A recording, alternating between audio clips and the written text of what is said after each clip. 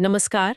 आज हम भौतिकी के एक ऐसे विचार पर बात कर रहे हैं जो सुनने में थोड़ा अजीब लगता है हम्म। कि तरंगे, आप सोचिए जैसे रोशनी, वो कभी-कभी नन्हे कणों की तरह बर्ताव कैसे कर सकती हैं, ये मुमकिन कैसे है।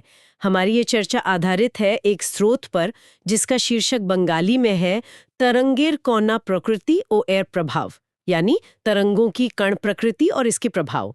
इसमें ना इस उलझी हुई बात के कई सिरे खोले गए हैं।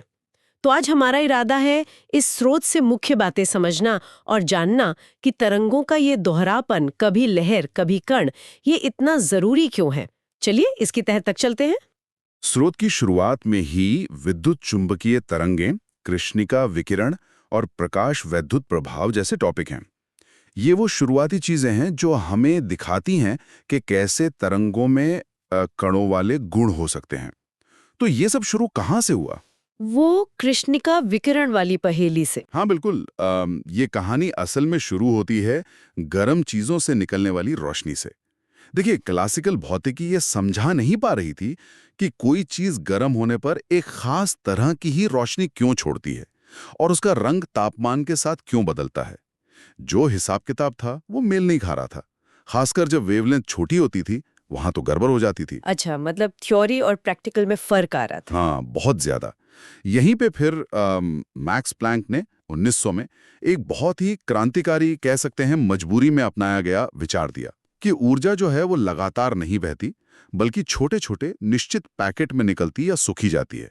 इन्हें इन्होंने क्वांटा कहा, पर उस वक्त इसे बस एक गणितीय ट्रिक ही माना गया था ज्यादातर। तो प्लैंक ने दरवाजा तो खोला, पर शायद ये आइंस्टीन थे जिन्होंने बताया कि ये सिर्फ गणित नहीं, हकीकत है। वो प्रकाश वैद्युत प्रभाव वाली बात।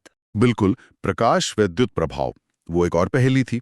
होता यह है कि जब किसी धातु पर रोशनी पड़ती है तो उससे इलेक्ट्रॉन निकलते हैं। पुरानी सोच ये थी कि भाई जितनी तेज रोशनी होगी, मतलब जितनी ज्यादा इंटेंसिटी, निकलने वाले इलेक्ट्रॉन उतनी ही ज्यादा ताकतवर होंगे, ऊर्जावान होंगे, रंग चाहे कोई भी हो। हाँ, ये तो कॉमन सेंस लगता है। लेकिन प्रयोगों ने कुछ और ही दिखाया। पता चला कि इलेक्ट्रॉन की जो ऊर्जा है वो रोशनी के रंग पर, यानी उसकी फ्रीक्वेंसी पर निर्भर करती है, चमक पर नहीं। और कमाल की बात ये कि इलेक्ट्रॉन रोशनी पड़ते ही मतलब फौरन निकल आते थे, इंतजार नहीं करते थे। फौरन? ये तो वाकई अजीब है। मतलब रोशनी कितनी चमकदार है, इससे ज्यादा फर्क नहीं पड़ता, बल्कि उसका रंग क्या है ये तय करता है कि वो इलेक्ट्रॉन को कितनी जोर से धक्का देगी। ये तो रोजमर्रा के अनुभव से बहुत अलग है। और यहीं आइंस्टीन की प्रतिभा दिखी।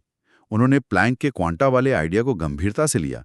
उन्होंने कहा कि प्रकाश खुद ही इन ऊर्जा पैकेटों से बना है, जिन्हें बाद में फोटॉन कहा गया। हर फोटॉन की अपनी एक फिक्स्ड ऊर्जा होती है जो उसके रंग पर निर्भर करती है। अगर फोटॉन के पास जरूरी ऊर्जा है, मतलब सही रंग है, तो वो इलेक्ट्रॉन को तुरंत बाहर निकाल सकता है, चाहे वैसे फोटॉनों की संख्या कम ही क्यों ना हो। और अगर ऊर्जा कम है, यानी गलत रंग है, तो कितने भी फोटॉन टकराएं, वो इलेक्ट्रॉन को नहीं निकाल पाएंगे। जैसे ताला खोलने के लिए सही चाबी चाहिए, है ना? 10 गलत चाबियां बेकार हैं। समझ गई। और ये धक्का मारने वाला आइडिया सिर्फ इलेक्ट्रॉन निकालने तक ही नहीं था। जैसा स्रोत में जिक्र है, कॉम्पटन प्रभाव में तो ये और भी साफ दिखा। सही कहा। 1923 में आर्थर कॉम्पटन ने दिखाया कि जब एक्सरे, जो कि बहुत ज़्यादा ऊर्जा वाले फोटॉन होते हैं, वो इलेक्ट्रॉनों से टकराते हैं, तो वे बिल्कुल वैसे ही व्यवहार करते हैं जैसे मान लीजिए 2 बिलियर्ड बॉल्स टकरा रही हों।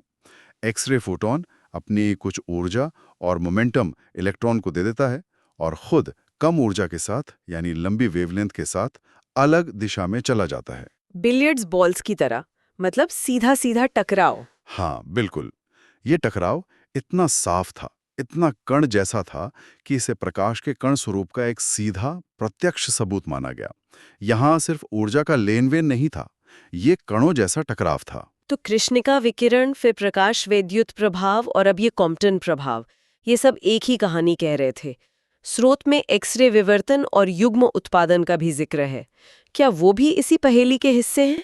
देखिए, एक्सरे विवर्तन वैसे तो तरंग प्रकृति दिखाता है, क्रिस्टल स्ट्रक्चर पता करने में काम आता है, लेकिन उसके पैटर्न और ऊर्जा के विश्लेषण में भी फोटॉन मॉडल की जरूरत पड़ती है। और युग्म उत्पादन यानी पेयर प्रोडक्शन, वो तो और भी कमाल की घटना है। इसमें क्या होता है कि बहुत ज्यादा ऊर्जा वाला फोटॉन जैसे गामा किरण किसी एटम के न्यूक्लियस के पास से गुजरते हुए अचानक गायब हो जाता है। गायब? हाँ, और उसकी जगह एक इलेक्ट्रॉन और उसका एंटी पार्टिकल पॉजिट्रॉन पैदा हो जाते हैं। मतलब शुद्ध ऊर्जा पदार्थ में बदल जाती है, आइंस्टीन के E=mc² के मुताबिक। अरे वाह, ऊर्जा का पदार्थ में बदलना। हाँ, ये भी फोटॉन के कण जैसे व्यवहार का एक जबरदस्त उदाहरण है।